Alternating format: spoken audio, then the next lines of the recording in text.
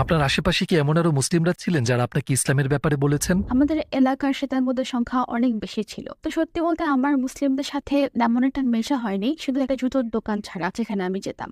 দোকানের লোকটি, যাকে আমি ডাকতাম আঙ্কেল বলে, তিনি মুসলিম ছিলেন। কিন্তু তিনি কখনো বুঝতে চাননি যে তিনি মুসলিম। আমার শুধু মনে আছে তিনি এমন একজন ছিলেন যার কাছে আমি যেতে পারি, আমার সমস্যাগুলো নিয়ে কথা বলতে পারি। সেই ব্যাপার যখন ইসলামের ব্যাপারে বলছিলেন এবং খ্রিস্টানিটির সাথে তুলনা করছিলেন, আমার মনে আছে আমি সেই আঙ্কেলের কাছে গিয়ে তাকে বলেছিলাম, হায় ঈশ্বর, আমি ইসলামের ব্যাপারে শুনেছি। পরের বার তিনি একটি পুরানো কোরআন নিয়ে ফিরলেন এবং তিনি বলছিলেন, তুমি শুধু এই কোরআনটা রাখো, এটা খুলে বসো এবং আল্লাহর কাছে যাও এবং আল্লাহ তোমাকে যে কোনো কিছু পাইয়ে দিবেন। তো আমি কোরআনটা বাসায় নিয়ে গেলাম আর এক কোণায় ফেলে রাখলাম। এরপর আমি ভুলে গেলাম এবং বাইরে গিয়ে পার্টি করতে থাকলাম আর এভাবে জীবনে এগোতে থাকলাম। তো এই সময়টাতে এসে যখন আমি কোরআনটা পেলাম এবং দাওয়াত খানিকটা কবুল করতে শুরু করলাম, কিন্তু আমি ঠিক তখনই একটা বড় পরিবর্তনের জন্য তৈরি ছিলাম না। আমি তখন পার্টি লাইফস্টাইল উপভোগ করছিলাম।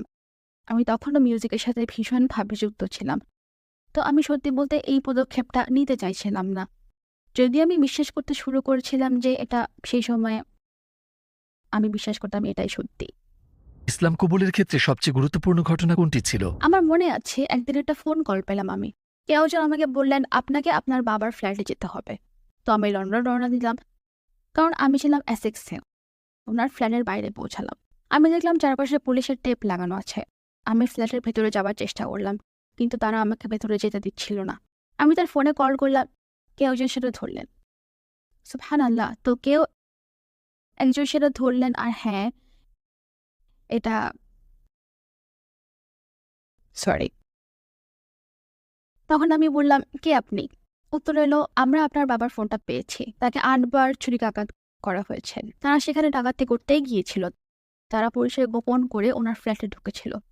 ছুরি দেখিয়ে তারা বলেছিল, দেখুন, আপনার টাকা-পয়সা সব বের করুন। এখন আমার বাবা একজন সিজোফ্রেনিক। তো তিনি সহজে সবকিছু দিয়ে দিবেন না। তো এরপর হাতাহাতি শুরু হয়। তারা উনার হাতে ছুরি মারে। তারা পায়ে ছুরি দিয়ে ৩-৪ বার আঘাত করেছে তারা এবং তারা হৃৎপিণ্ডে ছুরি মারে। তো আমার বাবাকে আমি হাসপাতালে দেখতে গেলাম। যখন ঘড়িতে ১২টা বাজলো, বুঝলেন? তখন ডাক্তার বদল হলো। এবং একজন ডাক্তার বললেন, তার হৃৎপিণ্ডে ছুরি মারা হয়েছে। আপনারা কি উনার হৃৎপিণ্ড পরীক্ষা করেননি? আমি বললাম, ওনাকে তো বেশ ঠিকঠাক লাগছে। তখন তারা বললেন, না, না, না, উনার হৃৎপিণ্ড আমাদের পরীক্ষা করতে হবে। এবং যখন উনার হৃৎপিণ্ড পরীক্ষা করলেন, হৃৎপিণ্ডটা ফুটো হয়ে গিয়েছিল। তারা যদি সেটা খুঁজে না পেতেন, ভেতরে রক্তক্ষরণে তিনি হয়তো মারা যেতেন।